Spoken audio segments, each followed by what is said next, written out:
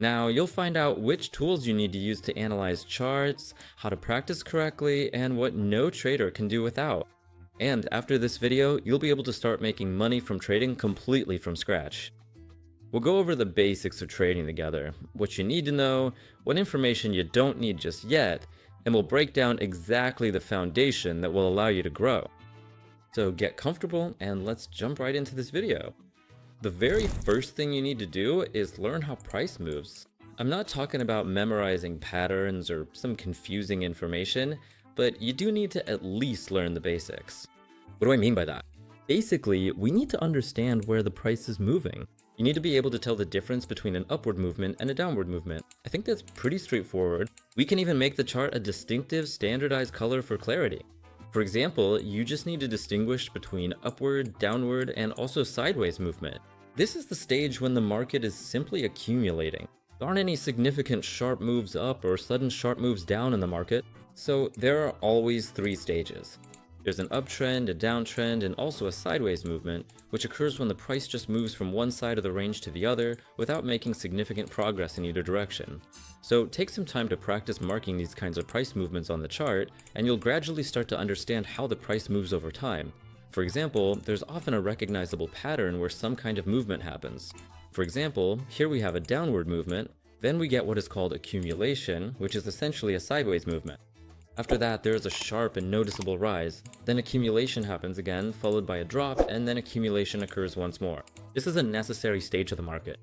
So you need to know that we work differently at each stage. Here, we follow the trend during upward and downward movements, and in sideways movement, we trade from the extreme boundaries. That's the first thing you need to know. Now, let's move on to the second point. But before that, I want to remind you that our team offers the opportunity to copy our trades. That means you can join copy trading. It's a process where you connect your account to ours. Our professional traders open trades, and you earn from that. That means you don't need to do any analysis. You don't even need to open trades yourself. Everything happens automatically. You can choose the risk per trade yourself. If you're worried, for example, you can set it to 1%. If you trust us, then you can set it to 15 to 20%, and accordingly, a pretty significant amount will be copied for you, and you'll start earning very quickly. You can go to our feedback channel and read there about how people are actually making money. On copy trading, there are really a lot of detailed reviews and a lot of different people's results and experiences. So go to that channel, check out all the feedback, and then message our support account saying you want to join copy trading. We'll connect you directly to our account and you'll be able to copy the trading signals from our team of professional traders. The link will be in the description below. Now, let's move on to the second point. The second important thing you need to learn after understanding price movement is price stops. So look, for example, let's say we have a main downward movement. So we see here is our main movement, and here's the stop. Again, the price moves, and again, there's a stop. All these stops act as certain levels and also as our entry points. In other words, this is called a correction, but a correction only happens during downward or upward movements. So, for example, these segments here are what we call corrections. That is, it's the moment when the price moves in the opposite direction, so to speak. If the trend is downward, then the correction will be upward in the opposite direction. If the trend is upward, then the correction will be downward. But simple price stops are certain levels, we'll get back to this later, where the price has completely stopped and can't go any lower. That's why you need to learn to carefully distinguish when there's, for example, an impulsive movement and when there's a definite stop. Just look, for example, if this is happening, a trending movement means the price is either falling or, on the contrary, rising. This is called a correction. After a correction, that's the ideal entry point, a pattern. There's even a strategy like this. For example, if you have an upward movement, then after the correction ends, those are the best entry points for buying. The same goes for a downward trend. If the price is moving down, then after the correction, that's the best entry point for selling. So take a look at how corrections work. You'll find plenty of them. It can be big, they can be small. So, for example, here we have a downward movement. All of this is a correction. This is a correction. This is a correction, and this is a correction. So there are a lot of such corrections here, but this is already a price stop. That's the next thing we're going to talk about levels and stops. I hope that's clear now. So corrections help us understand, for example, when there's a trending movement, and we look for an entry point. Right after a correction is made, that's the best time. Entry point. Now let's talk about levels. A level is the price value that is interesting to both buyers and sellers. In other words, levels have a very long lifespan. There are levels that work for several years. So it's a specific price value. It's not just a price stop, but a concrete price value.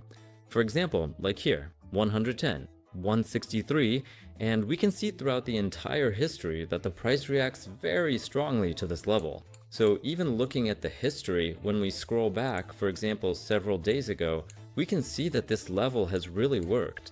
What does a level actually give us? A level gives us the understanding that, for example, the price will bounce off it. Accordingly, this will serve as our entry point. So looking at the history, you see that the price, for example, is going down somewhere, and you still can't figure out how or where to enter a trade. You see this level and you know for sure that it already exists. Here we've had several touches, 1 touch, 2 touches, 3 touches. You understand that most likely the price will react from here. So you wait until the price comes to this level. From here, you open a trade on the bounce, in this case, going up. Accordingly, you take this whole profit, and you do the same thing moving forward. If we look at the history of price movements, we can clearly see that this particular level is actually very strong and significant. The price is interested in it, and it constantly bounces off this level. So we already understand that these are very easy and reliable entry points for trades.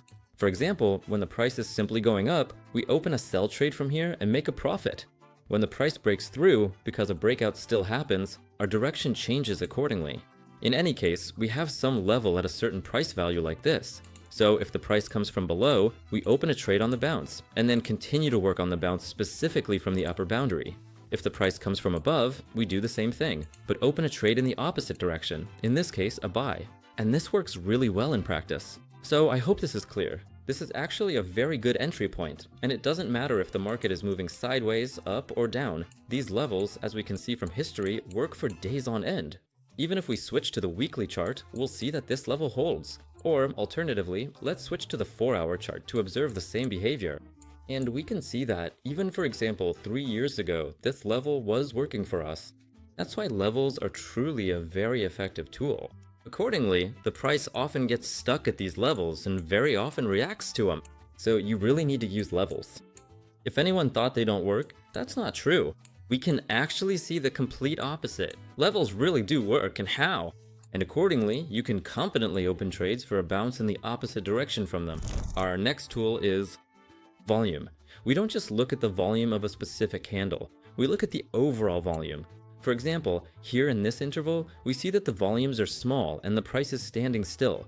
Here, the volumes are already large, so the price is moving a lot, meaning we already have impulses and everything is happening quickly.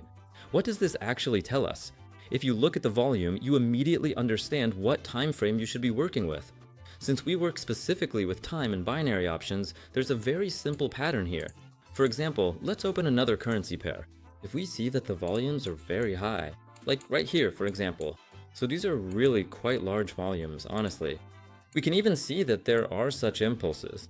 Accordingly, at such moments, we work with time frames from 1 to 3 minutes. Accordingly, if the volumes are really small, like here, when the price is either barely moving or not moving at all. Let's look for another segment. Here's actually a perfect segment. Look, right here the volumes were really low. In this case, we only work with 5-minute time frames. If we're dealing with something in the middle, look, these are small volumes, these are medium volumes, and these are large volumes. Here, for example, we work with a 3-minute time frame, and here we use a 1-minute time frame. Here we have very large movements, here the movements are a bit compressed, and here the price isn't moving at all. I hope you can see it clearly on the scale of my chart. So we need to be very careful when working with volumes in order to catch the right timing. Accordingly, the larger the volumes, the faster our analysis will play out. Let's break it down with similar examples. Look, for example, we have point A and we have point B. These are just 2 levels. So on the 5-minute chart, when the volume is very low, the price will move very slowly and not very smoothly. With medium volumes, the price will move much faster, meaning we'll see some impulses and we'll reach our target much quicker. And on the 1-minute chart, with very high volumes, we can expect these kinds of impulses, so the price will react very quickly. So for example, here it played out in 1 minute, here in 3 minutes, and here in 5 minutes. So the better you select and understand the volume, the better your timing will be for the trade. These are the basic things every trader needs to know. That is, how price works, how volumes work, and what you should pay attention to. If you read the chart this way, sure, I didn't show any specific strategy or tools, but if you start reading the chart like this, trust me, you can add any strategy and it'll work profitably for you. So I suggest you join our Telegram channel and get ready-made strategies from there. Or I also share ready-made strategies right here on this YouTube channel, where I break everything down in detail. Yes, I do.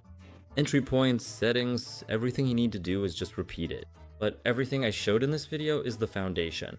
This is the base we lay down, and then on top of that, we add a ready-made strategy. So if you want to work the same way, then follow the link in the description and grab the ready-made strategies. If you want to join our copy trading, then check out the link in the description as well. There will be the account of our support team. Just send them the code phrase. That means I want to connect my account to copy trading, and you'll be able to copy our trades. In short, I'm leaving all the useful links in the description. Don't forget to subscribe to this channel if you really want to learn useful information about trading. This was the IDA team with you. See you in the next videos.